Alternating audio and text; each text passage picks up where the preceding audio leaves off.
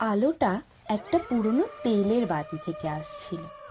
বাতির নিচে কয়েকটা ছায়া মূর্তি বসেছিল।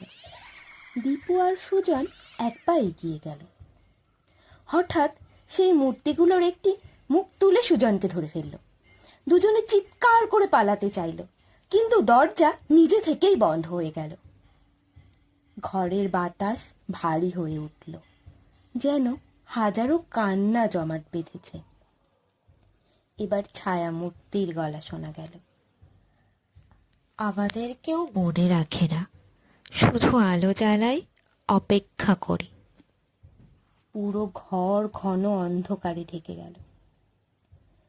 আবার শোনা গেল, তোমরাও থেকে যাও এখানে, আলোর পাহারাদার হয়ে। পরদিন সকালে গ্রামের লোকজন ভিড় করল।